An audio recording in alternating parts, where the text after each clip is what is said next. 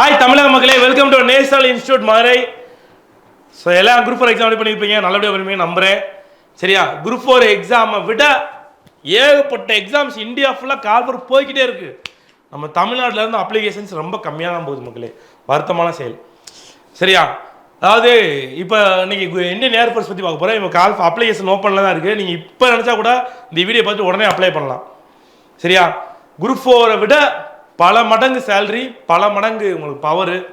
சரியா, ஸ்டேட்டாக prime minister, central ministers அவங்கெல்லாம் கூட அவங்க நீங்கள் இது பண்ணுறதுக்கு நிறையா வாய்ப்புகள் இருக்குது. எல்லாத்துக்கும் மேலே சரிங்களா, இந்தியன் ஏர்ஃபோர்ஸ் வந்து செம்ம ஒரு கோல்டன் சான்ஸ் தமிழக இளைஞர்களுக்கு. இதில் வந்து என்னென்ன கல்வி தகுதி, என்னென்ன வயது வரம்பு என்ன, கல்வி தகுதி என்ன, இந்த எக்ஸாம் என்ன படிக்கணும், சிலபஸ் என்ன, எக்ஸாம் எப்போ நடக்கும், இதோட சம்பளம் எவ்வளோ, எல்லாமே ஃபுல்லாக பார்த்துருவோம். ஸோ இது வந்து ரெண்டு விதமாக நடக்கும் மக்களே. ஒன்று வந்து எஸ்எஸ்சின்னு சொல்லுவாங்க, ஷார்ட் சர்வீஸ் கமிஷன். இன்னொன்று பிசி பெர்மனன்ட் கமிஷன். ரெண்டுக்குமே ஒரே எக்ஸாம் தான். சரிங்களா, எப்படி குரூப் 1 இது குரூப் 2 நம்ம அப்படியே ஃபிலிம்ஸ் ஒரே எக்ஸாம் எழுதுகிறோம், குரூப் 2 குரூப் 2A அந்த மாதிரி.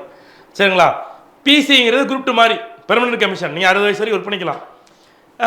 இது எஸ்எஸ்சிங்கிறது ஷார்ட் சர்வீஸ் கமிஷன், நீங்கள் ஒரு 10 அல்லது 15 ஆண்டுகள் தேவைப்பட்டு அவங்களை எக்ஸாம் பண்ணிக்கிடுவாங்க.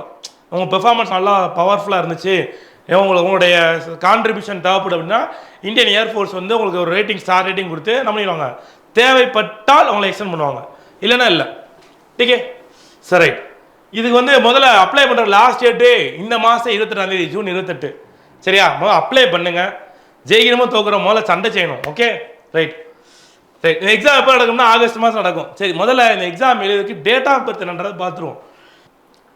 எலிஜிபிலிட்டி, உங்கள் டேட் ஆஃப் பர்த். ஸோ முதல்ல ஃப்ளையிங் பிரான்ச்னா பைலட்டு தான், இப்போ பைலட்டு தான்.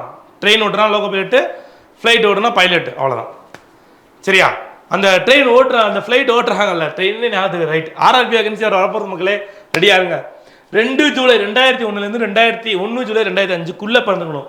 போத் டேட் ஆர் இன்க்ளூசிவ் சொல்லிட்டாங்களா? அதாவது நீங்கள் இந்த அதே டேட்லேயே பிறந்தா கூட ஓகே தான். அவங்களே சொல்லிட்டாங்க, சார் என் டேட் ஆஃப் பர்த் கரெக்டாக 1 ஜூலை 2005 நீங்கள் எழுதலாம். சார் என் டேட் ஆஃப் பர்த் கரெக்டாக 2 ஜூலை 2001 எழுதலாம். அதுக்கு இடையில பிறந்தவங்க 2002 2003 2004 பிறந்தவங்களும் இந்த எக்ஸாம் எழுதலாம். கிரவுண்ட் டியூட்டினா ஃப்ளைட் மேலே பாருன்னா கீழே அதை கண்ட்ரோல் பண்ணுவாங்க நிறைய பேர். அதுலேயே மெக்கானிக்ஸ் இருப்பாங்க, அதுலேயே வந்து டைம் நோட் பண்ணுறது மாதிரி ஏகப்பட்ட வேகன்சி இருக்கும் பால. சரியா, உங்கள் டேட் ஆஃப் பர்த் வந்து 2 ஜூலை 1999 1 ஜூலை 2005 பிறந்துக்கலாம். நீங்கள் அதே டேட்லேயே பிறந்தா கூட நீங்கள் எழுதிக்கலாம். டிக்கெட் ட்ரைனிங் போகிறப்ப நீங்கள் கல்யாணம் பண்ண முடியாது. ஸோ ஒருவேளை வந்து நீங்கள் ட்ரைனிங் நீங்கள் பாஸ் பண்ணிட்டீங்க, அப்பாயின்மெண்ட்லாம் வாங்கிட்டீங்க, 1 லட்ச ரூபாய்க்கு மேலே சம்பளம், ட்ரைனிங்கில் இருக்கீங்க, நான் போய் கல்யாணம் பண்ண முடியாது. ட்ரைனிங் முடிகிற வரைக்கும் அந்த டைமில் நீங்கள் மேரேஜ் பண்ணிங்கனாலோ, இல்லை அந்த இடத்துல சர்வீஸ் விட்டு போனீங்க, மேரேஜுக்காண்டி 1 மாதம் 2 மாதம் லீவ் எடுத்தோ, இல்லை ஃபுல்லாக விலையே போனீங்கன்னா அவங்க உங்களுக்கு செலவு பண்ண அமௌண்ட் ஃபுல்லாக நீங்கள் திருப்பி கொடுத்து தான் போகிற மாதிரி இருக்கும். டிக்கெட். ஸோ முதல்ல ஃப்ளையிங் பிரான்ச்சோட எஜுகேஷன் குவாலிஃபிகேஷன் பாருங்கள் மக்களே. ஏதாச்சும் ஒரு டிகிரி, டிக்கெட், அதான் graduation with minimum 3 year degree course in any discipline. நீ என்ன டிகிரி வேணால் முடிச்சிருக்கலாம். ஃப்ளையிங் பிரான்ச்சுக்கு ஒரு 6 வருஷத்துக்கு முன்னாடி இப்பெல்லாம் கிடையாது.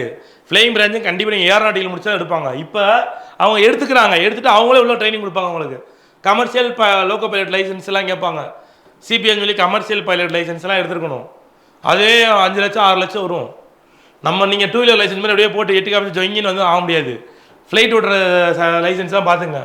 இப்போ உங்களுக்கு ரிலாக்ஸேஷன் பண்ணிட்டாங்க. ரைட்டா, அல்லது பிடெக் முடிச்சிருக்கணும் ஏதாச்சும் ஒன்று. ரைட்டுங்களா, 60% மார்க்கில். அடுத்து கிரவுண்ட் டியூட்டி டெக்னிக்கல் பிரான்ச்சுக்கு இந்த ஏதாச்சும் ஒரு இன்ஜினியரிங் மற்ற எல்லாமே கவர் ஆயிடுச்சு.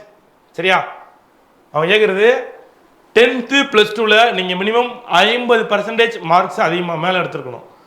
10th +2ல் 50% மார்க்ஸ் மேலே எடுத்துருக்கணும்.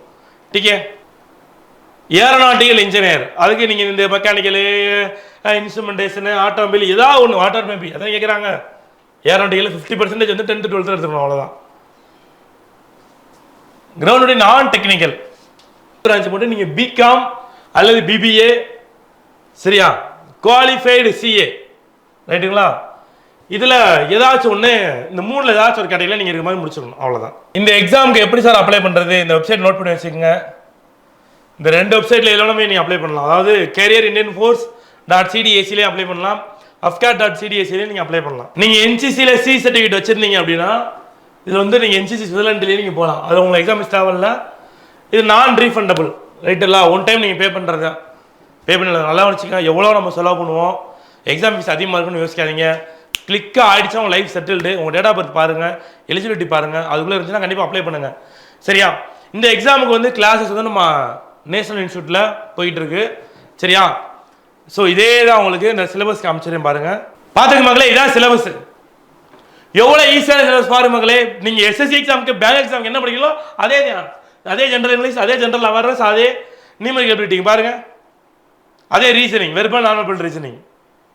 சரியா? இதுக்கு வந்து நம்ம நேஷனல் இன்ஸ்டியூட்டில் பர்ஃபெக்டாக கிளாஸஸ் போயிட்டு இருக்கு. நீங்கள் மதுரை நேஷனல் இன்ஸ்டியூட் கான்டாக்ட் பண்ணி டீட்டெயில்ஸ் கேட்டுக்கலாம். சரியா? ஸோ நேஷனல் இன்ஸ்டியூட் சார்பாக விமானப்படை தேர்வில் தமிழக மாணவர்கள் அதிக அளவில் வெற்றி பெற வாழ்த்துக்கள் மகளே. தேங்க்யூ.